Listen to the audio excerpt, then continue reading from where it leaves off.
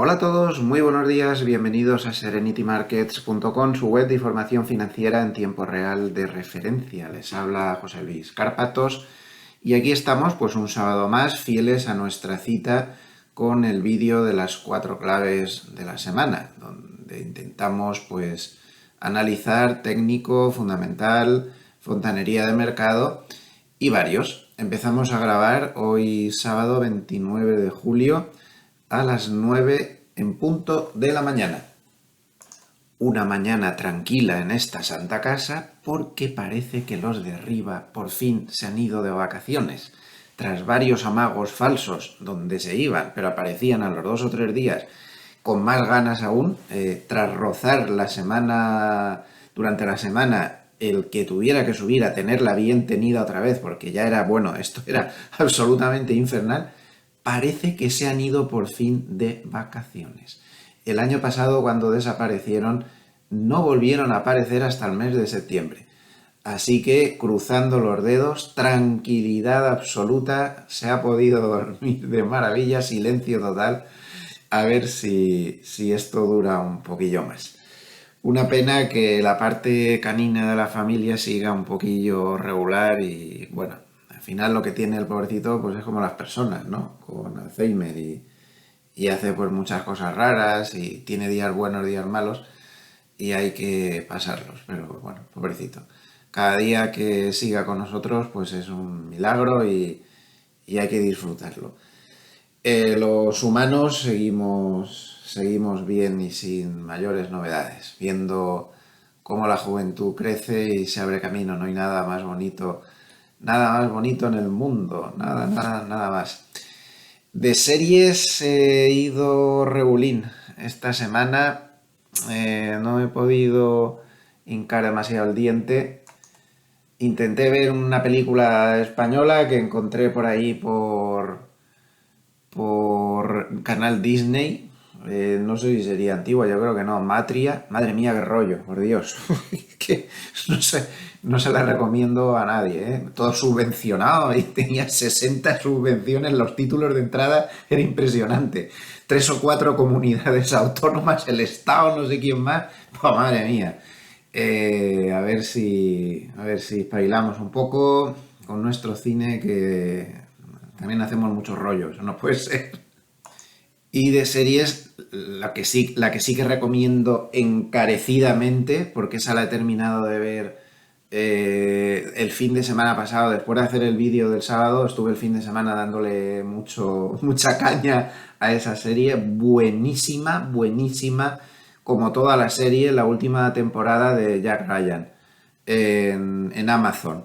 Madre mía, a la altura de las temporadas anteriores. Qué serie más bien hecha, que al final le toma uno hasta cariño a los personajes y me dio hasta pena que terminara porque yo creo que se podía haber estirado mucho más. Pero bueno, han decidido ya que esta sea la última temporada. La recomiendo, de verdad, muy buena, ¿eh? De las mejores que he visto. Merece la pena el trabajarla. Un poquito de propaganda antes de empezar. Bueno, se lanza en Intefi una gran oferta a partir del martes, día 1 de agosto. Ojo a la oferta, es una oferta de 50% de descuento, 50% de descuento sobre todos los productos de la escuela para los exalumnos o personas referenciadas por los exalumnos. Ahí la escuela tiene miles de exalumnos, pues ahí pueden aprovechar. Hay una serie de plazas limitadas que se han puesto en marcha con un 50% de descuento en todos los programas. Y me gustaría recomendar especialmente pues el máster de este año, ya vamos por la 9ª edición. El máster está certificado por la Universidad Pontificia de Salamanca. Vamos, que no es un papelito que damos nosotros, ha sido revisado con rigor y bueno, pues es un máster serio. Y bueno, pues si pinchan aquí les saldrá todo, casi, bueno, ya ven las horas lectivas que tiene, dura desde octubre hasta junio. Hay una parte que está en grabada y una parte bastante más amplia que está en directo. Y ahora mismo pues está al 50% de descuento. Y yo destacaría dos cosas. Una, que se añade dentro del precio de este máster, está incluido un curso que doy yo personalmente. Ahora mismo estoy terminando una edición de ese curso, un curso que doy personalmente. Yo ya doy muy pocas cosas de formación. Esa es una de ellas, solo doy dos cosas de formación y esa es una de ellas. Preparo para la titulación oficial, para poder ejercer como asesor, como gestor en España y en otros países de Hispanoamérica. La certificación de CISI, que está reconocida por la Comisión Nacional de Mercado de Valores. Entonces preparo para el examen oficial. Y bueno, nos está yendo bastante bien, ya he preparado, no sé, 200 alumnos o más.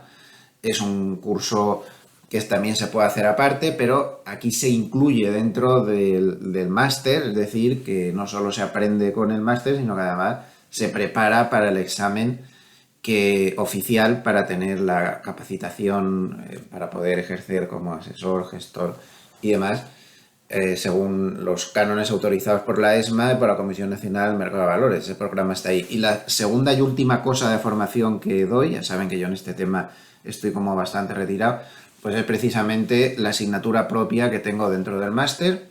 Es una asignatura que se llama Enfoque Profesional, donde desgloso mis propias estrategias, mis propias ideas, para darle un enfoque profesional a todo esto. Es una especie de máster dentro del máster. O sea, me monto yo mi propia película ahí.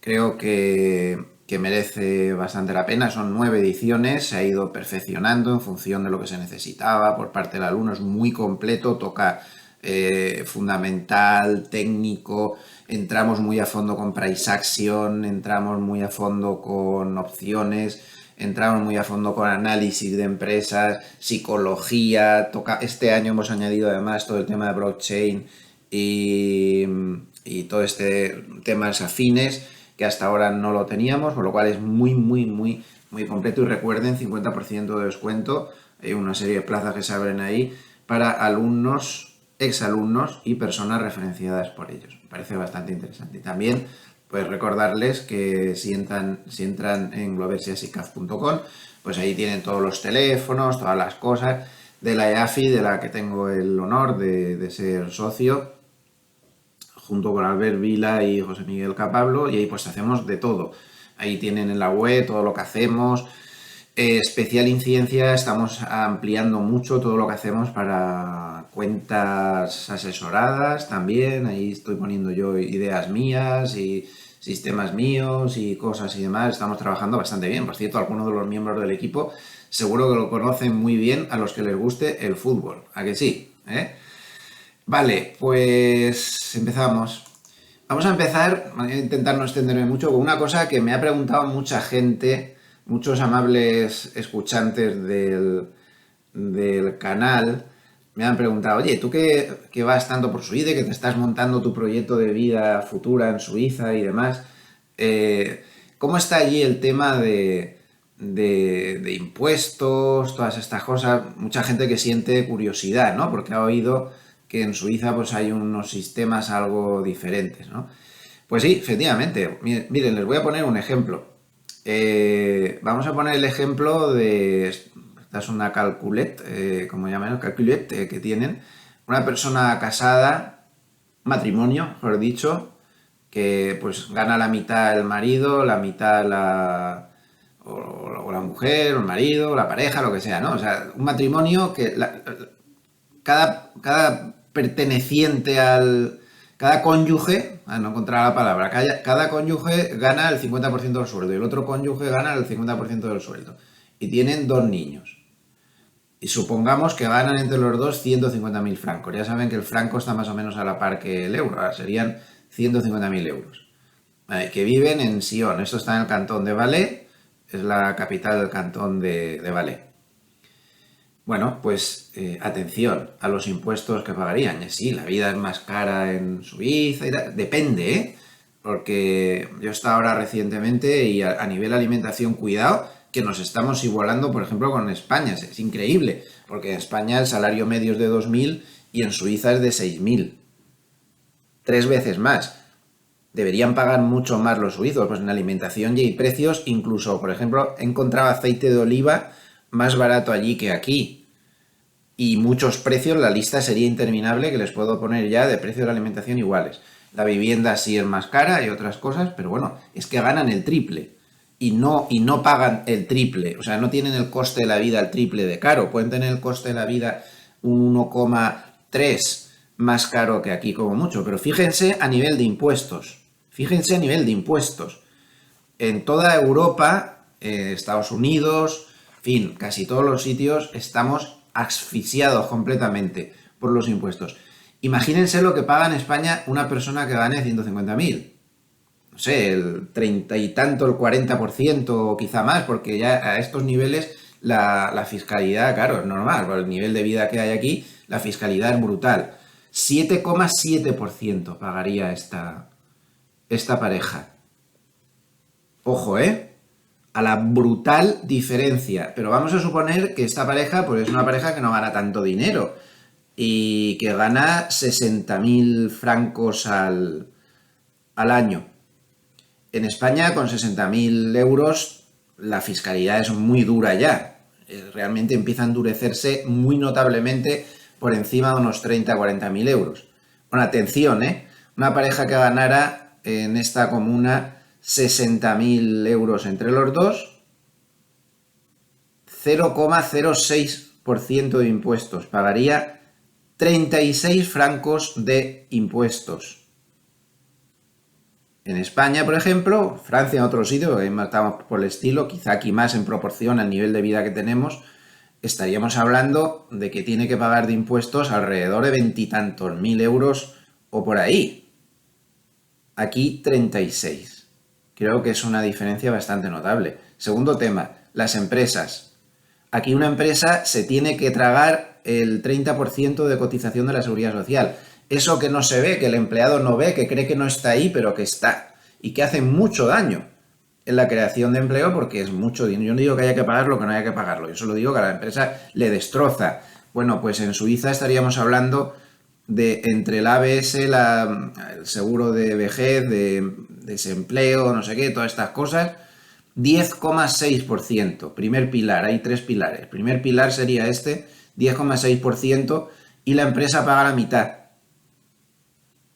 Sí, los sueldos son más altos, claro, es que luego sí, hay otro segundo pilar, no es tan barato, que también es obligatorio. Este segundo pilar, bueno, no voy a entrar en detalle, es otra forma de cotizar, pues por ejemplo, para una persona de 40 años estaríamos hablando de un 5% para el empleado y un 5% para la empresa.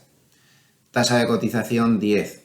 Es decir, que una empresa que tiene un empleado de 40 años, por un lado, está pagando un 5,3, por otro lado está pagando otro 5, se me ha salido un anuncio, no sé qué ha pasado, está pagando otro 5, estamos hablando de un 10, luego habría un tercer pilar que ya es voluntario, pero un 10, si es el empleado mayor, pues un poco más, quizá un 13, un 14, no es el 30% que tienen que soplarse las empresas aquí más lo que paga el empleado. Yo no estoy valorando ni si está bien, ni si está mal, ni si deja de estar. Yo solo estoy diciendo lo que hay en este país y comparándolo con lo que hay, por ejemplo, en España, que sería un ejemplo de lo que hay en general en la Unión Europea. Mucha diferencia, ¿verdad? Mucha diferencia, ¿verdad? Y aún así salen las cuentas. Bueno, no deja de ser una curiosidad que me apetecía comentársela porque además mucha gente me la ha preguntado. Le vuelvo a poner esto, 0,06%, 36 francos de impuestos. Posiblemente no sería ni eso, porque hay muchas más deducciones y como tengan alguna deducción más por ahí, por esos 60.000 francos, el impuesto de la renta, que sería el impuesto cantonal, más el impuesto comunal, más el impuesto federal. Pues claro, si ganas mucho, la cosa se cae, evidentemente, como en todos los sitios, una progresividad fiscal, pero es que ganas 250.000 y pagas el 17. Es que ganas 300.000 y pagas el 20, que sigue siendo razonable. Es que ganas 1.000.000, quien lo pillara, y pagas el 30, que sigue siendo, les quiero decir lo que pagarías aquí con 1.000.000. te aplicarían además el impuesto de grandes fortunas, no sé qué, yo qué sé cuántas cosas más. Bueno, una curiosidad que me apetecía dejarles ahí. Vámonos al mercado. Tenemos unas subidas bastante fuertes en el día de ayer. Se compensó todo el numerito que había generado el Banco de Japón. El Banco de Japón, pues es que fue una de las claves de la semana pasada. No sé si recuerdan que en este mismo vídeo hablábamos la semana pasada de cómo Harnett advertía de que aquí iba a haber un pequeño chollo comprando cuando el Banco de Japón hiciera lo que hizo. Les vuelvo a poner el paper de la semana pasada y fíjense qué bien lo anticipó. Dijo, compre en la caída cuando caiga el dólar yen y cuando caiga el Nikkei, después de que la semana que viene, se refería a esta, el Banco Central de Japón toque la ICC, que como saben es el control de la curva de tipos que tiene el Banco de Japón, que tiene limitado, por ejemplo, en el bono japonés a 10 años, tenía hasta ayer a que no pasara nunca el 0,5%. Ahora lo deja, parece ser que lo deja hasta el 1%, pero ellos siguen interviniendo y siguen comprando bonos constantemente. Pero bueno, el límite estaría en el 1%. Y eso efectivamente Harnett dio en la diana porque el dólar yen se metió una castaña, mucho cuidado. Aquí la pueden ver, al salir la noticia pues tuvo una caída muy fuerte, bajó de 141 a 138 y bueno, pues el que hubiera comprado al día siguiente le habían devuelto el dinero. Así de claro. ¿Cómo de grave es eso del Banco Central de Japón? Pues hombre, ahora mismo no mucho. El Banco Central de Japón, como saben, es el único banco de los países muy desarrollados que no ha endurecido su política monetaria prácticamente nada, no ha subido tipos, no ha hecho nada. Bueno, pues es un indicio de que quizá pudiera cambiar, pero de momento con una medida como esta, francamente, yo estoy leyendo por ahí que esto va a provocar una venta masiva de bonos americanos y de bonos europeos para irse a Japón. Pues ¿qué quieren que les diga? No sé yo, que no sé yo si va a haber empujones para comprar bonos japoneses al 0,7% de rentabilidad. Pues yo no lo haría, teniendo bonos americanos que aun con el riesgo divisa estamos hablando del 5%, ¿no? No creo. Otra cosa sería que el Banco Central de Japón cambiara de política y empezara a subir los tipos como han hecho en otros países del mundo. Ahí sí que podría haber un trasvase fuerte de bonos y podría provocar unos ciertos movimientos telúricos de bastante envergadura, pero de momento eso no parece que esté demasiado cercano. Ellos tienen la inflación un poco alta, 3 y pico, tampoco es una cosa muy grave y bueno, pues de momento no creo yo que esto sea un tema. Hay que vigilarlo por el rabillo del ojo, pero desde luego sería terrible no, pero sería complicado y bastante malo pues el hecho de que Japón a contrapié, cuando los demás empiecen a aflojar su postura, pues ellos empiecen a subir. Eso sí que podría provocar un desequilibrio en el mercado de bonos bastante importante que podría también complicarle la vida a las bolsas. Pero de momento no creo yo que llegue la sangre al río. Lo que pasa es que esto de Japón es para hacer un análisis aparte. Y miren, si marcan en el Google deuda Japón, Producto Interior Bruto, miren lo primero que les sale. Japón es el país con mayor deuda pública en relación a su Producto Interior Bruto. Estamos hablando de un 255,39%. Esto es una barbaridad, pero ¿de qué va esto? O sea, este mundo ha perdido la cabeza, lo vuelvo a repetir. Estamos en una burbuja de moneda fiduciaria que no vale nada. El yen japonés no vale nada. Nada, y lo están usando como valor refugio. O sea, cada vez que hay follones, el yen se usa como valor refugio. Pero ¿alguien ha visto esto? Vale, sí. Además, esa cifra es incorrecta, porque esa cifra, como pone aquí el Google, es de 2021. Para ser exactos, en este momento, la deuda es del 266%. Es el país con mayor deuda pública, incluso supera a países africanos muy subdesarrollados como Sudán, que tienen el 189%. Eso sí, inmediatamente que uno dice esto, siempre se le rebate diciendo que, bueno, vale, pero es que la deuda de Japón está prácticamente el 90% en manos de japoneses, no es una deuda externa. ¿Y qué? ¿Y qué? Al final esto es una burbuja, es un montaje, esto es falso todo. Es una moneda que está basada en la nada, en las deudas, en las cosas. Y esto va a funcionar como por su propio nombre indica, moneda fiduciaria, mientras la gente confíe en Japón, como por lo que sea le pierda la confianza, pues por muy que en manos de extranjeros solo esté el 10%, se puede montar una buena. Y esto es extrapolable al resto del mundo. Y perdonen que sea tan pesado. Vamos a hacer un análisis tapándonos un poco la nariz, como cada semana, porque esto es una locura, se nos ha ido la cabeza. Se nos ha ido la cabeza en todos los sitios. Y en otros sitios no podemos decir precisamente que esté todo en manos extranjeras. Y si no, que se lo digan a Estados Unidos, por ejemplo, que ahí sí que la mayor parte está en manos de extranjeros. Es todo una locura. Es toda una locura. Desde que abandonamos el patrón oro, tuvimos ahí una temporada que más o menos reinaba el sentido común, pero se ha perdido por completo y estamos haciendo unas barbaridades realmente impresionantes. Y esto lo vamos a pagar. Lo que pasa es que tardaremos años hasta que esto reviente. Japón va marcando el camino, ¿no? Hasta dónde se puede llegar. Y aquí no pasa nada. Claro, también, volviendo a esto del Banco Central japonés, piensen, con un 255% de deuda sobre el PIB, al Banco de Japón no parece que le interese mucho empezar a subir los tipos de interés, ¿verdad? Porque se imaginan lo que tienen que pagar de esa burrada de deuda que tienen ahí cada milésima que suban de tipo de interés. En fin, es complicado el tema, es complicado y hay que andarse con cierta prudencia. Bueno, el caso es que tema Japón, tema cerrado.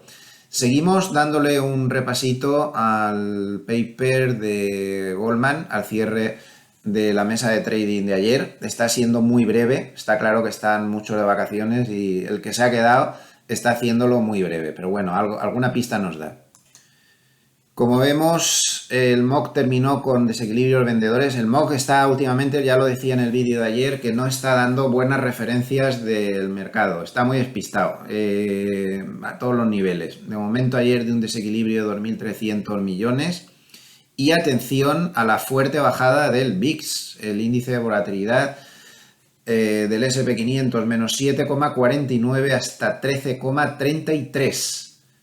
Está muy bajo, niveles muy bajos, pero podría estar bastante más bajo. Normalmente el nivel más bajo al que puede llegar está por el entorno de 10 o ligeramente por debajo de 10, aún podría bajar más. Y vuelvo a recordar que el que tenga una volatilidad baja no significa que haya que tirarse de boca a comprar volatilidad, porque esto va por ciclos. Se puede pasar varios años con volatilidad baja o se puede pasar varios años con volatilidad alta, sin dar tantos tirones como se cree, mientras que los rollover que te van haciendo en los derivados que tú has comprado o que has adquirido, que has hecho lo que sea, o la estrategia que hayas hecho para ganar esa volatilidad que se supone que va a subir, los rollovers te van machacando. Todos estos derivados vencen más o menos al mes. El bono americano, que ha sido uno de los protagonistas de la semana, con una llegada a la rentabilidad del 4%, pues ayer cerró con el 3,95%. Se puso la cosa bastante fea cuando pasó todo lo de Japón. La actividad fue muy débil a pesar de las fuertes subidas, tan solo una actividad de 3 en la mesa de trading de Goldman en una escala de 1 a 10. Y eso sí, se terminó con un perfil comprador algo por encima, bastante por encima del perfil comprador promedio que ha habido en los 30 últimos días. El volumen fue bajo, pero dice que a pesar del volumen bajo se siguieron viendo compras de tecnología de la información, de cuidados de la salud en el sector industrial, también en el sector financiero y en el sector de consumo discrecional. Y el motor de la subida de ayer, porque estamos viendo que cada día salen como 50 indicadores que nos dicen que el mercado está muy sobrecomprado, que está muy alto, que se va a dar la vuelta de inmediato. A ver, vuelvo a repetir una semana más que los indicadores de sentimiento contrario son excelentes para adivinar suelos, pero fallan muchísimo para adivinar techos. Y esto no es un defecto en la construcción de los indicadores, sino que es una cuestión de la asimetría de la bolsa. La bolsa baja de una manera y sube de otra. Baja muy deprisa, baja con muchísima volatilidad y se da la vuelta con mucha rapidez. Así son las tendencias bajistas, rápidas, muy duras, muy severas, pero las vueltas son velocísimas. Mientras que cuando sube es totalmente simétrico. Sube muy despacio, con baja volatilidad, muy poco a poco y prácticamente con correcciones mínimas. Se puede llegar a acumular mucho tiempo sin correcciones. Entonces, es muy poco normal que el mercado se mantenga con sobreventa durante mucho tiempo, de ahí la efectividad que tienen los indicadores contrarios para adivinar los suelos, pero es muy frecuente que se mantenga con mucha sobrecompra durante mucho tiempo. Y no quiero ser pesado, pero vuelvo a repetir lo que dije ya la semana pasada, que recuerdo que hay años como el 2021, que también parecía que se había subido mucho aquí, que es más o menos lo que llevamos ahora, y resulta que aún faltaba por subir todo esto. Aquí ya era un disparate de alto, y estaban todos los indicadores dando vuelta, y estaba todo muy sobrecomprado, pero aquí fíjense cómo estaban. Y miren la sobrecompra, cómo se mantuvo durante prácticamente año y pico, sin salir de la zona de sobrecompra en el gráfico de semanas que nos marcaría el RSI 40. Bueno, pues estamos igual. Entonces, no se sabe. El mercado puede hacer cualquier burrada. Puede hacer cualquier burrada. Entonces, los indicadores de sentimiento contrario ahora mismo no son fiables. No son fiables.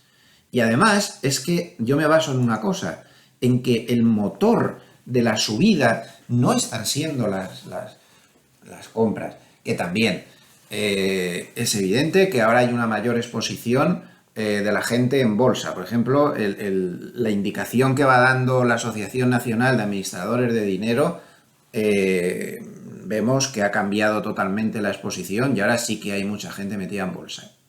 Pero el motor de la subida más importante no es ese. El motor, porque por ejemplo recuerdo que los grandes gestores de fondos no están tan expuestos en bolsa, el nivel de dinero que tienen en caja sigue siendo muy alto, tal y como vimos en la encuesta de hace 2 semanas de Bank of America Merrill Lynch, firmada por Hartnett. El motor está siendo el cierre de cortos. Ese es el motor. Miren ayer otra vez, con la subida que vimos, la cesta de Goldman de valores con más cortos subió el 3,93%. Y otra cesta que tienen también de cortos, diferente, subió el 3,85%. Cuidado. La cesta con más cortos dentro del sector industrial subió un 2,7%. Y la cesta con más cortos de energía subió un 2,2%. Eso es muchísimo. Ahí está el motor de la subida. Por muy pintoresca que nos parezca la subida. Y se han acabado los cortos ya, para que entonces ya podamos pensar, bueno, pues se le acaba la gasolina. Pues no se han acabado los cortos. No, mírenlos, están ahí. Es cierto que esta semana se ha reducido un poquito el nivel de cortos, pero seguimos teniendo muchísimos cortos en el SP500. Fíjense lo que hay aquí. Muchísimos cortos. Una barbaridad. Entonces, mientras no se cierre todo esto, tiene capacidad teórica de subida. Teórica. Puede haber otros factores, evidentemente, pero esto sigue dando posibilidades de recuperación.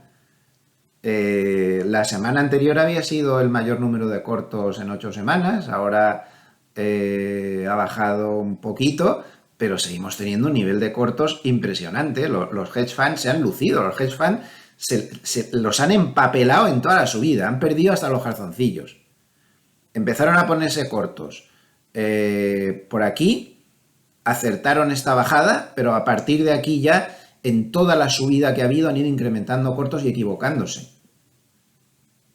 Entonces, conforme les extremen el dolor, esto es tremendo, o sea, es que esto no se había visto. Fíjense el nivel de cortos que abrieron cuando el crash del COVID y lo poco que duró, pero esta vez no reaccionan.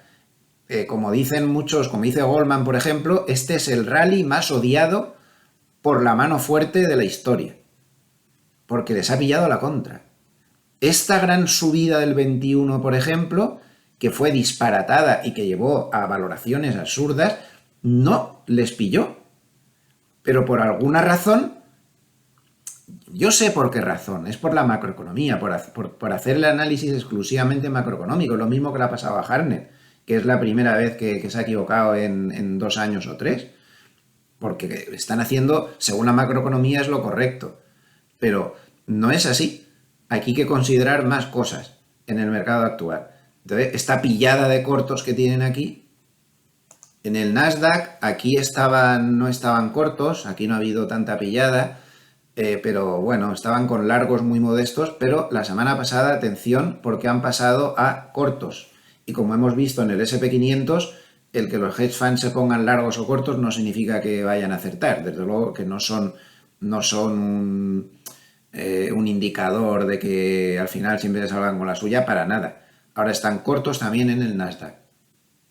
Y ya que estamos en posiciones largas o cortas, muy interesante también lo que está pasando en el petróleo con los grandes especuladores. En el petróleo casi siempre están largos de fondo, pero como vemos en los últimos tiempos se llegó a estar con un saldo largo mínimo, muy pequeñito. Bueno, pues en esta recuperación parece que hay una cierta fe y se está empezando a aumentar el número de largos. Le damos un vistazo según nuestro sistema de especulación habitual al petróleo. Como vemos, no tenemos señal alcista ni de lejos, Tendrían que pasar muchas cosas. Para empezar, que se metiera el RSI por encima de 60 y que esto pasara por encima de la nube Ichimoku. En fin, aún tiene que pasar muchas cosas. No hay señal alcista ni la va a haber a corto plazo. Es notable cómo el petróleo pues, ha estado aguantando una vez más a la altura de la media de 200, que lo ha hecho bastante bien, pero tiene enfrente un nivel de resistencias muy potente, ahora muy difícil, hasta la zona de 82 más o menos. Ahí tiene la confluencia de la media de 50 y de la media de 100 y la nube Ichimoku, cuyos bordes normalmente suelen hacer también suelen desempeñar el rol de resistencias. Por debajo, pues el soporte claramente está muy abajo, en la zona de 61, a nivel de la media de 200. Tenemos un soporte técnico más o menos en el entorno 67, pero de momento no hay señal de compra. Para quien esté operando más agresivo, pues este sistema de especulación también se puede usar en gráfico diario. Y aquí, pues sí que vemos cosas más interesantes, ya mucho más a corto, porque estaría intentando romper la media de 200 en gráfico diario por primera vez tras 3-4 intentos fallidos. Aquí sí que en más corto plazo sí que puede haber alguna posibilidad. Aquí sí que está metiéndose por encima del RSI de 60 y, bueno, podríamos dar por rota, lleva ya 4 velas por encima de este nivel, podríamos dar por rota la media. Quizá lo más sensato sería esperar un pullback hasta la media, cosa que suele hacer habitualmente, y si hiciera el pullback hasta la media y luego rompiera máximos, tendríamos ya confirmado que la media de 200 ha sido rota. Entonces tendríamos posibilidades de subidas hasta la zona 90 más o menos, donde le aparece la primera resistencia cuantitativa. Estas resistencias, que son niveles importantes donde se negoció con volumen, suelen ser bastante efectivos. Bueno, seguimos con el paper. Los ADRs chino parece que ayer estuvieron bastante bien, y lo que me interesa es esto, porque no pone ya mucho más, todo lo que pone son 4 cositas y ya se termina. Lo que me interesa es esto, cómo va la campaña de publicación de resultados. A ver, esta semana, una de las claves de la semana, sin ningún género de dudas, la tenemos que buscar en las publicaciones de resultados, especialmente en los resultados de 4 grandes espadas tecnológicos, que son los que llevan al mercado en la mano, ¿no? Google, muy buenos resultados, fuertes subidas, sólido, demostrando que sí que ganan dinero y que, bueno, las valoraciones son altas, pero ahí hay mucho dinero ganado. Microsoft, buenos resultados, aunque el mercado no lo recibió bien, fue muy exigente, le acusó de que sus negocios en la nube, inteligencia artificial, no iban tan bien como se esperaba. Bueno, matices, pero los resultados, las cifras, ventas, beneficios, previsiones fueron realmente buenas también. Meta, muy buenos resultados y subió también mucho. Intel, el líder de Estados Unidos en la fabricación de chips, dio resultados ayer y también muy buenos resultados. Entonces, a nivel de los grandes espadas, buena semana y nada de que estén retrocediendo ni nada de todo eso. Los resultados siguen muy buenos. Y esta semana tomemos nota que tenemos los resultados de Apple, este puede que sea el más importante de todas las publicaciones de resultados, los resultados de Apple, también los resultados de Amazon, y a nivel de datos macro tendremos el viernes el dato de empleo. Así que esas tres serían las grandes citas de la semana: Apple, Amazon y empleo. Bueno, ¿cómo va la temporada de publicación de resultados? Pues aquí lo tenemos. Se han publicado ya los resultados de 252 componentes del SP500, que suponen el 65% de la capitalización del índice. Tenemos que la próxima semana publicarán el 15% de la capitalización con Apple y Amazon. El día 3 de agosto, parece que publican los dos, ¿no? 3 de agosto, o sea, el jueves, ahí vamos a tener tela marinera. Y dice que las buenas noticias es que la temporada pues va bien, porque un 54% de las compañías han batido los resultados no por un pelín, sino por una desviación estándar. O sea que la campaña de resultados, bien. 54% de las compañías han tenido mejores resultados por encima de una desviación estándar sobre lo que se esperaba, cuando la media histórica es del 48%. Y tan solo 14% de las compañías han tenido resultados peor de lo esperado por al menos una desviación estándar. Esta medida está muy bien porque te quita todos esos truquitos de dar un centimito por encima de lo esperado y tal, cuando la media es del 13%. Bueno, aquí ha sido un poquito peor. Dice que lo que no ha sido tan buenas noticias es que las compañías que baten los resultados por más de una desviación estándar solo lo hacen mejor que el SP500 en un 0,22% en la sesión en la que publican los resultados. Mientras que lo normal es que lo hagan por un 1%, es decir, no se está premiando demasiado el que da resultados mejor de lo esperado. Y tampoco se está castigando demasiado a los que lo están dando peor de lo esperado, porque están bajando un 0,62% más que el SP500 cuando publican los resultados, cuando la media es de un 2,11%. En suma, que la campaña va bien, pero no está moviendo tanto mercado como se cree. Vuelvo a lo del cierre de cortos, es que puede estar ahí una de las claves. Por cierto, no lo pone aquí en este paper, pero se está abriendo ya, o se está levantando el blackout de recompras, se están abriendo ya las recompras de acciones propias, y a cierre de ayer ya prácticamente el 45% de las compañías del SP500 podían hacer recompras. Así que ahí tiene la bolsa pues otra fuente de abastecimiento realmente muy importante, que tenemos que considerar a partir de ahora. Y se abre otra vez la posibilidad de las recompras que se van a unir a los cierres de cortos. Aquí tienen un gráfico de Bank of America donde se ve más o menos lo mismo, cómo se está castigando menos a los malos y premiando menos a los buenos. Lo tienen ahí también. Otra de las claves importantísimas de la semana pues ha sido el hecho de que se reunieran, además del Banco Central de Japón, cuya reunión ya hemos comentado, la Reserva Federal y el Banco Central Europeo. Y los dos bancos han hecho exactamente lo mismo y han dado los mismos discursos, primos hermanos. Por un lado, el Banco Central Europeo subió 25 puntos básicos y la Reserva Federal también subió 25 puntos básicos.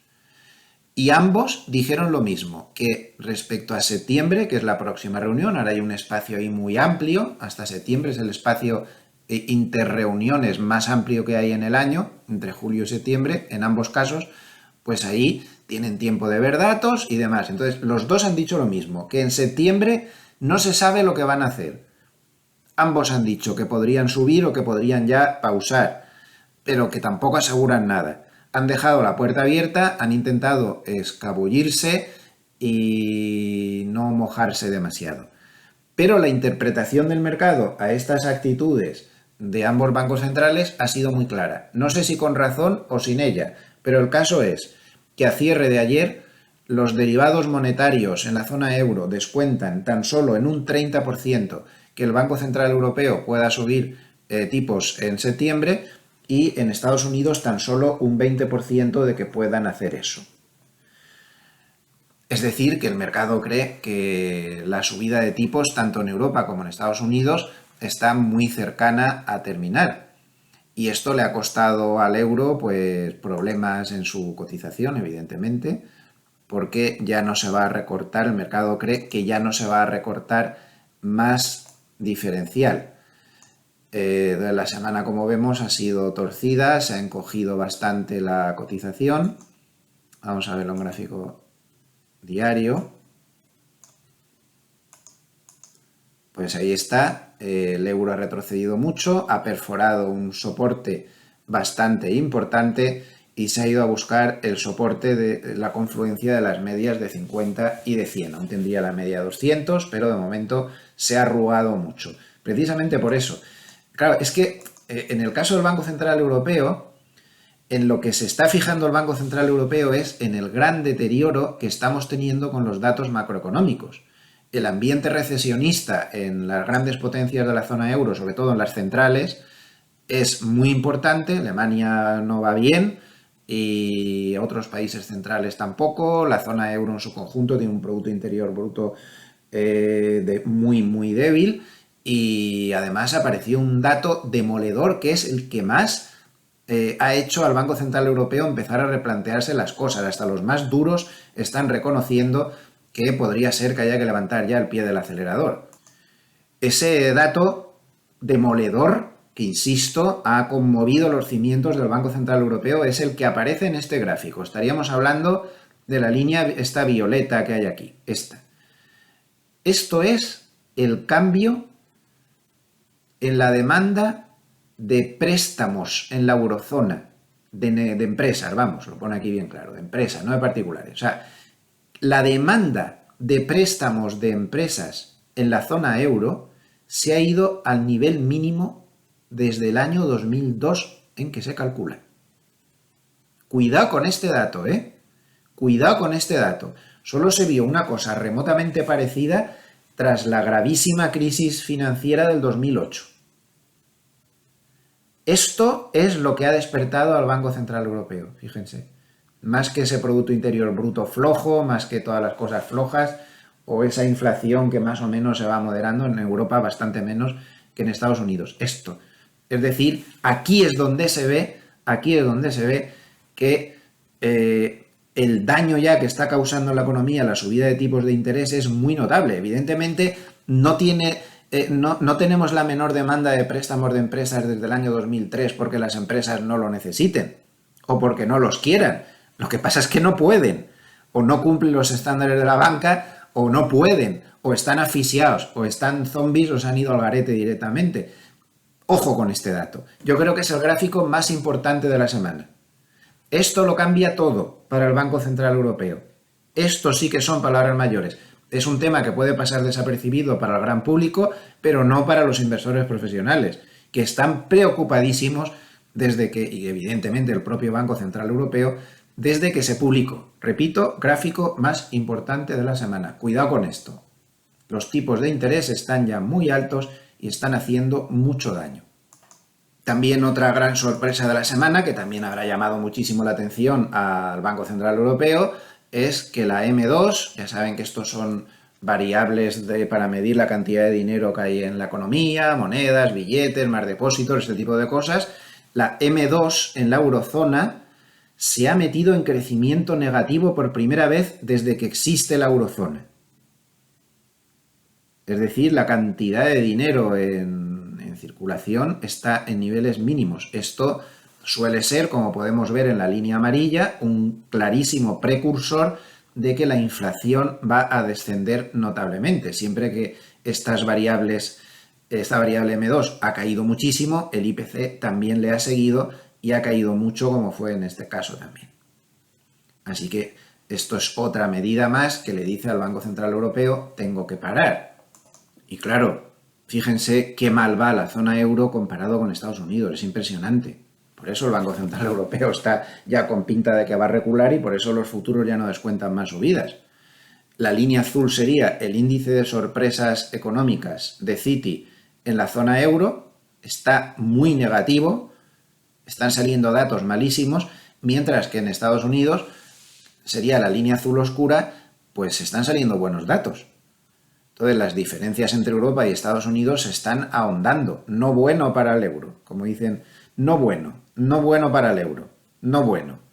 Se está complicando. O sea, en Europa los tipos de interés están causando ya una devastación en la economía, entre comillas, ¿no? En Estados Unidos aún no. En Estados Unidos aún no. ¿Y por qué en Estados Unidos aún no? La propia Reserva Federal se lo pregunta. ¿Por qué en Estados Unidos no estamos teniendo recesión cuando ya en Europa todos los tambores recesionistas están activados, como acabamos de ver, los datos macro están saliendo malísimos, el deterioro económico sale por todos los lados? ¿Qué está pasando aquí? Pues miren, una posible explicación, a mí me parece muy sensato esto y que hay que estudiarlo a fondo, lo publicaba el diario El Economista hace pocos días, basándose en un estudio que había publicado Société Générale, como ven aquí abajo, fuente Société Générale, economista.es. Ojo, porque lo que dicen en Société Générale es que se está produciendo un fenómeno muy extraño que podría ser la explicación de por qué aguantan tanto las empresas en Estados Unidos.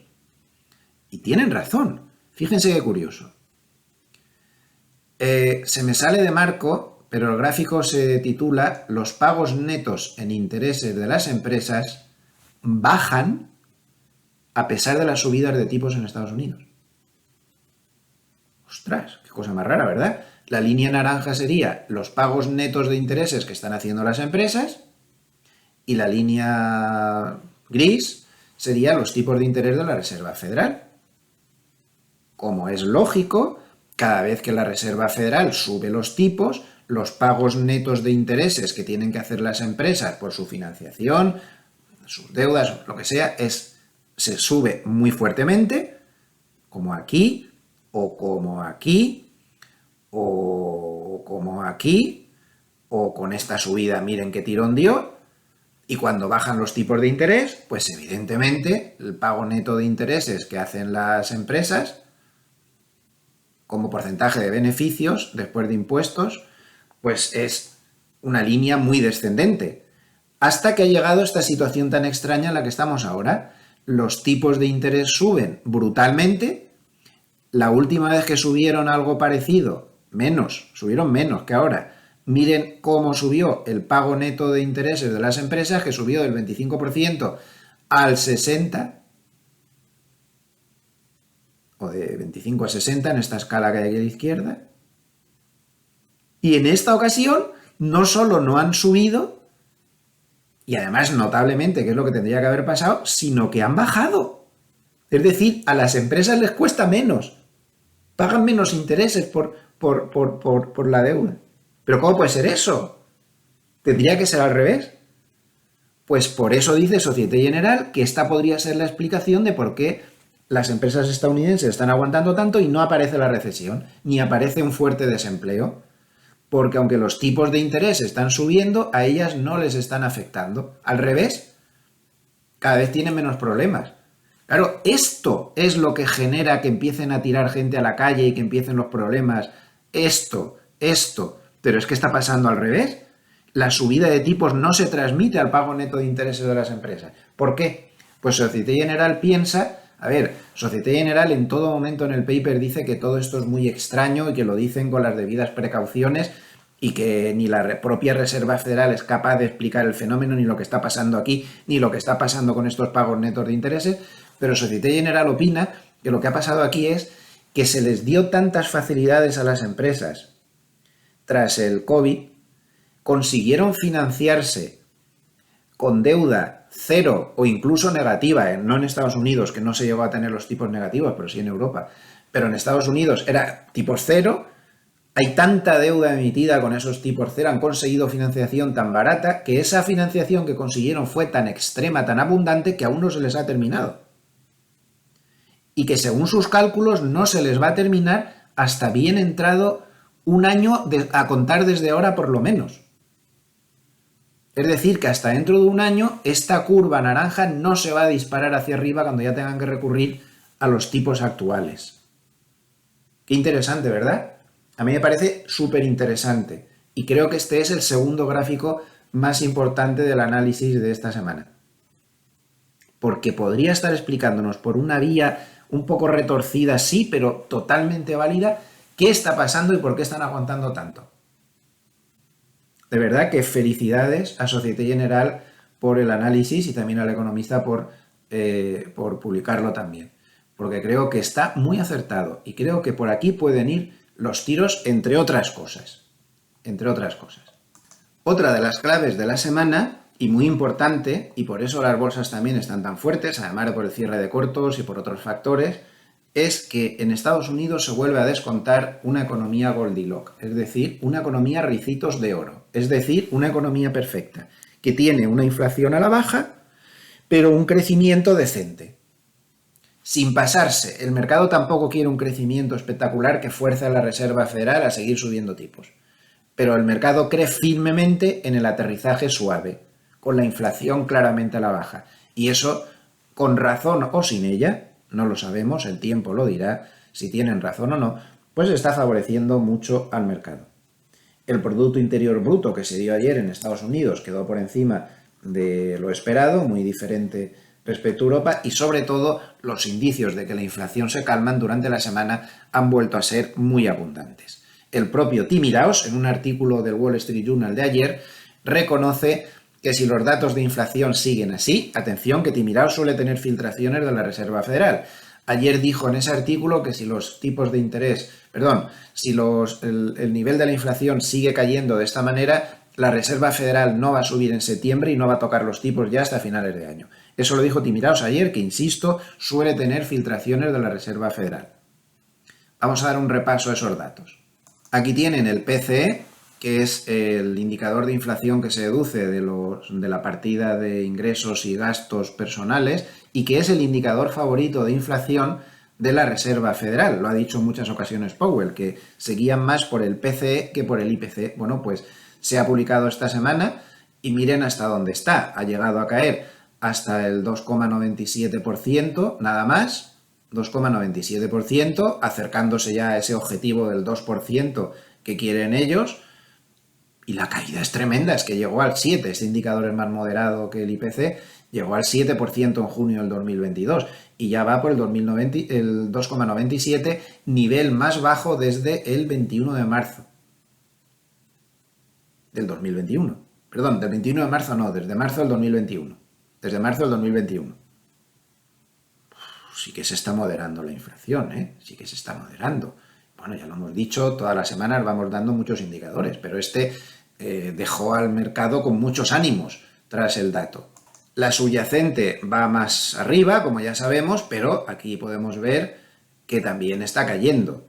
En azul oscuro tenemos la caída que va más lenta, pero que va cayendo de la subyacente, pero atención porque en azul clarito tenemos la caída si anualizamos lo que ha pasado en los 3 últimos meses. Como vemos, se está acelerando mucho la caída. Esto es un gráfico de Tim Iraos, además, el propio Tim Iraos.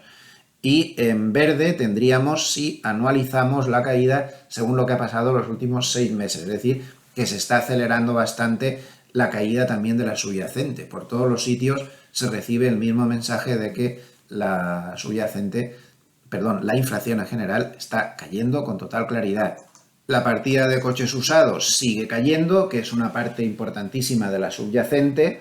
Aquí tienen la última actualización del índice Manheim de coches usados, está cayendo mucho y esto, insisto, en que es una parte muy importante de la subyacente, como también es una parte muy importante de la subyacente el Shelter, es decir, esos cálculos que hacen sobre la vivienda, que como ya hemos demostrado matemáticamente en vídeos anteriores y no vamos a entrar con el mismo rollo, está condenado a caer en los próximos meses. Varios meses cayendo va a estar, incluso aunque el precio de la vivienda ahora se dé la vuelta y empiece a subir. Le costará casi un año empezar a recoger esas subidas que se pudieran producir ahora, es decir, que la subyacente efectivamente tiene muchas posibilidades de que en los próximos meses va a caer muy notablemente por la ayudita de esto de los coches usados y del shelter. Entre las dos cosas estamos hablando prácticamente del 50% de la subyacente. Es una cuestión de matemáticas. Incluso pueden estar subiendo las cosas a espaldas de estos dos indicadores, pero estos dos indicadores van a arrastrar hacia abajo.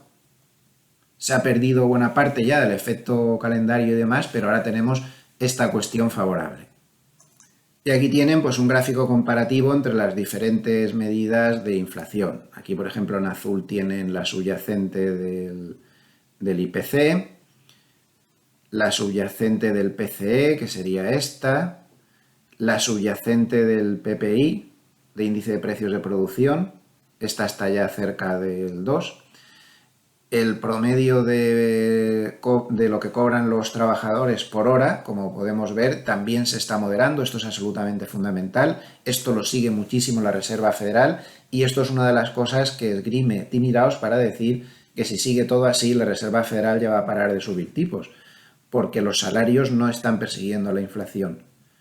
Están moderándose también. Si esto no fuera así, sería muy difícil que la inflación se moderara. Pero sí lo están haciendo y es absolutamente fundamental, absolutamente fundamental. Y otra cuestión clave para mí en la semana es una cuestión técnica y afecta a Europa, no afecta a Estados Unidos. Y es el tema técnico, el problema técnico. Al final, el índice que más sigue todo el mundo es el DAX alemán, como referencia en Europa. Perdón, se ha oído un ruido que le he dado sin querer con la mano al micrófono. Y como pueden ver, el DAX tiene un problema técnico y es que está atrancadísimo en esa resistencia tan importante que tiene a la altura de los máximos del 2021. Además son máximos históricos, como podemos ver. Lleva muchísimas semanas que no consigue atravesar ese nivel, ha montado un lateral entre el Kijun más o menos del complejo Ichimoku, 15.700 más o menos, y ese nivel, y ahí va dando tumbos de un sitio al otro porque le falta fuerza para romper. Por muy sobrecomprado que creamos que está el DAX, yo no creo que esté sobrecomprado, porque se puede corregir la sobrecompra bajando, pero también consumiendo tiempo en horizontal, que es lo que ha hecho. Cuidado, porque como rompa este nivel de resistencia, el DAX puede salir volando y puede ser el acicate para que Europa pueda aumentar sus ganancias. Evidentemente, si finalmente este nivel resiste y empieza a perder niveles de soporte importantes, pues cuidado, porque podríamos tener problemas y una corrección de cierta fuerza. Al final, una resistencia, siempre les digo lo mismo, hasta el rabo todo es toro. Mientras esté ahí y no se rompa, no sirve de nada el estar tocándola una y otra vez. Bailar pegados, no, bailar, ¿no? Como la canción, no, aquí no vale eso. Bailar pegados no vale, hay que romper. Mientras no rompa, te la puedes comer al final y tener una caída notable. Hay muchos niveles de soporte que tendríamos que considerar, bueno, eso ya lo valoraremos en su momento si se da la circunstancia. El último factor clave que me queda por comentar, y ya pasamos a dar un vistacillo al paper de Hartnett, que últimamente está también de medio vacaciones, es el factor China. La economía china va muy mal, pero durante la semana han crecido las esperanzas de que puedan introducir en la economía estímulos importantes. Es un rumor que viene y va. Todo el mundo descuenta que China va a introducir esos estímulos importantes, pero no lo termina de hacer. Entonces, ya saben que en Europa hay muchos sectores muy dependientes de China. Para empezar, el sector de lujo, el predominante. Yo siempre tengo puesto aquí a Louis Vuitton un poco como ejemplo. Por cierto, que dio malos resultados esta semana y fastidió un poco al sector de lujo. Está el sector de lujo, está el sector de materiales básicos, el sector de automoción. Hay varios sectores europeos muy predominantes que dependen mucho de China. Entonces vamos a ver si finalmente aparecen esos estímulos en China severos o si se limitan a pequeñas cosas como están haciendo hasta ahora que no terminan de contentar al mercado. Para poderle darle la vuelta a la situación, pues seguramente se necesitaría que sí que aparecieran esos estímulos. De momento no aparecen. Bien, pues empecemos con Hardnet, con este primer párrafo que he subrayado. Bastante complicadillo, todo como siempre, frases muy cortas, así que vámonos al traductor para no meter la pata con la traducción, al DeepL. Y tenemos lo siguiente, panorama general. Como ven, en el párrafo se desprende, no lo dice claramente, pero se desprende que él cree que la inflación va a dar más guerra de lo que está descontando el mercado. Entonces, da una serie de argumentos sin decir que los dice por eso, pero lo dice por eso, claramente. Dice que la recuperación del Producto Interior Bruto nominal es la más rápida desde la Segunda Guerra Mundial. Dice que los rendimientos a 10 años del Tesoro, el bono americano a 10 años, ha llegado a estar ya por encima del 4, aún no lo ha pasado, ahora vuelve a estar por debajo. Ayer cerró en el 3,96, 3,97 aproximadamente, pero dice que se está atacando la parte alta del rango Goldilocks, es decir, esa economía ricitos de oro tiene un equivalente en el rango del bono americano a 10 años en rentabilidades entre el 3,6 y el 4,1. Llama la atención, y esto es cierto completamente, que el petróleo está subiendo mucho, ha subido un 19%, que el gasóleo ha subido un 30%, el diésel ha subido un 30%, que los precios de la vivienda están subiendo, pero aquí no estoy de acuerdo con él porque los precios de la vivienda tardan muchísimos meses en reflejarse en el IPC, pero bueno, es cierto que lo están haciendo. Y deja caer que algunos acuerdos salariales, aunque acabamos de ver un gráfico donde se ve que los salarios se están moderando, aquí saca algún caso puntual donde no se están moderando para nada y habla del acuerdo de UPS y demás, donde está subiendo bastante. Entonces dice, todos dicen que la Reserva Federal ha terminado y que la inflación ha terminado y ha ganado, es decir, que la Reserva Federal ha conseguido dominarla. Sin embargo, dice la primera semana de entradas en los TIPS, que como saben son los bonos protegidos contra la inflación desde el 22 de agosto. Suma. Es un párrafo en el cual él transmite que no está de acuerdo, no lo dice expresamente, pero transmite que no está de acuerdo en que la inflación esté controlada. Esto ya, pues cada uno tendrá su opinión. A continuación habla de lo que hizo el Banco Central de Japón, con todo eso que ha retocado y demás, las horquillas esas de control, y pues recuerda que dio un buen punto de entrada en el Nikkei ante la caída. Vamos a ver el siguiente párrafo. Lo vamos a traducir con el ChatGPT porque el DeepL no sé qué le pasa que no me lo traduce. Me sale el mismo párrafo en inglés otra vez, así que bueno, lo mismo nos da. Dice que los 7 magníficos están subiendo mucho, que ya son el 30% del SP500. La ponderación de estos 7 grandes valores pues son tremendos. Dice que pocos quieren jugar, quieren entrar o invertir en la inteligencia artificial de China, que se está quedando muy atrás respecto a otros valores de inteligencia artificial en otros lados. Y bueno, y en general me parece interesante lo que pone al final, que las tasas reales, es decir, cada vez que en economía aparece la palabra real, significa que se está ajustando por inflación. La palabra real siempre significa eso. Son demasiado bajas para que estalle la burbuja baby de la inteligencia artificial. Es decir, que él cree que esa burbuja bebé, como él llama a la inteligencia artificial en el resto del mundo, no tiene peligro de momento de estallido porque puede ser que siga creciendo bastante hasta que sea una burbuja adulta, aunque eso sí, cree que el riesgo comercial está sujeto a condiciones financieras más estrictas en agosto. Me he saltado su indicador Bullenberg, se está yendo a 4, se está acercando a la zona roja, a la zona peligrosa, de momento aún está ahí ya en una zona neutral, pero ya si empezara a meterse en tonos rojos nos empezaría a decir que la cosa está empezando ya a andar demasiado sobrecalentada, de momento aún no ha llegado. Los flujos semanales, pues una entrada muy fuerte de nuevo en cash, 40.600 millones de entradas en cash. Y ojo a las entradas en bolsa, ha habido entradas en bolsa muy importantes, no solo ha sido todo cierre de cortos, 13.800 millones de dólares de entradas en bolsa, también fuertes entradas en bonos, a pesar de que no lo han pasado bien los bonos, 11.000 millones de dólares, y el pobre oro, pues no solo no le entra nada, sino que le salen 500 millones de dólares. Aquí está eso que él hablaba, primera entrada de dinero en bonos protegidos contra la inflación desde agosto del 22.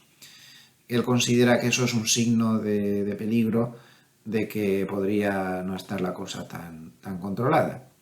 Aquí habla de sus clientes privados, de su indicador Bullenberg. Luego da una serie de datos que yo me pararía en los siguientes. Dice que la tasa de paro ha permanecido de una manera muy notablemente baja, pero que históricamente dice que una subida de 0,5 a un punto en el paro suele ser un evento recesionista. Entonces dice que si diéramos tasas de paro entre el 4 y el 4,5%, pues miren, lo dice en español y todo, no bueno, 4,5%, eso sería no bueno, indicaría que podríamos estar acercándonos a una recesión. Eso no es el caso, ya saben que está bastante más bajo. Y luego también me parece interesante estas previsiones que da aquí sobre el dato de empleo de la semana que viene. Dice que un dato de creación de empleo no agrícola mayor a 250.000 podría tensar los bonos de interés. Dice que el dato Goldilocks, es decir, el dato ideal que quiere el mercado para seguir manteniendo esa teoría de ricitos de oro, de que el crecimiento va bien y la inflación sigue baja, pues sería entre 150.000 y 200.000, que eso haría feliz, happy data. Dice, sería el dato feliz para el mercado, y el dato malo sería con un empleo no agrícola de menos 100.000 y que la tasa de paro subiera a 3,8. Esto podría mostrar que la economía está más débil de lo que se esperaba y podría romper la teoría de Goldilocks. Por un lado, dejaría claro que la Reserva Federal ya no va a tocar tipos, pero por otro lado, le quitaría esa felicidad a la bolsa que piensa que está en esa economía ricitos de oro. Así que esas son sus previsiones para el dato de empleo de la semana que viene. Y nada más, con esto lo tenemos todo visto, hemos repasado la actualidad de la semana. Si les ha gustado el vídeo, yo les agradecería muchísimo que se suscriban al canal si aún no lo han hecho. Además tiene muchas ventajas porque pueden activar la campanita y cuando pongo vídeos sorpresa, que pongo bastantes últimamente, por las noches, los domingos, pues recibirán una alerta como que ha llegado ese vídeo al canal. E igualmente los likes son muy bien recibidos porque nos posiciona también mucho de cara a poder crecer con el canal. Un like, que se suscriban al canal si les ha gustado este vídeo. Nada más, les deseo que pasen un buen fin de semana, que disfruten de la familia. Muchos de ustedes habrán salido ahora de vacaciones, hay que disfrutar, es el momento mágico del año, ¿no? Que estamos soñando todo el año en poder descansar unos días. Y aprovechemos para disfrutar de la familia. Si es que es lo más maravilloso que tenemos en el mundo, la familia, los pocos buenos amigos que uno tiene al final, esos seres queridos. Al final en el mundo no queda nada, el dinero no es nada, las cosas materiales no es nada. La gente es lo que de verdad merece la pena. ¡Viva la gente!, como decía aquella canción, ¿verdad? Pues nada, recuerden que no tienen que hacerme ni el más mínimo caso de todo lo que he dicho, que yo me equivoco más con una escopeta de feria. Háganme el caso justo, ustedes tomen lo que les parezca interesante, pero lo único que vale es su propio análisis. Eso es lo que tienen que hacer y no confiar en nada ni en nadie. Y por supuesto, dejo bien claro que nada de lo que he dicho en este vídeo constituye ningún tipo de recomendación ni de compra, ni de venta, ni de ninguna estrategia, ni de recomendación de ningún broker, ni de nada, tal y como indica la legislación vigente que prohíbe terminantemente el dar recomendaciones de este tipo. Muchísimas gracias a todos los amables escuchantes por su atención. A nivel de vídeos, pues igual mañana pongo alguna cosilla. Y si no, el lunes nos vemos, como siempre, antes de las 8:30 por ahí, hora española, 2:30 de la madrugada, hora de Nueva York, para ver cómo está la actualidad. Que lo pasen muy bien el fin de semana. Hasta pronto, ya nos queda menos para el fútbol, ya nos queda menos. Yo tengo mono, no, lo siguiente, o sea, esto es imposible. Y los únicos partidos que están jugando, los dos grandes de la Liga Española, los están jugando a las tantas de la madrugada por ahí, los dos, y no se pueden ver, así que ya nos queda menos. Hasta pronto. Un abrazo muy fuerte a todos. Gracias por estar ahí.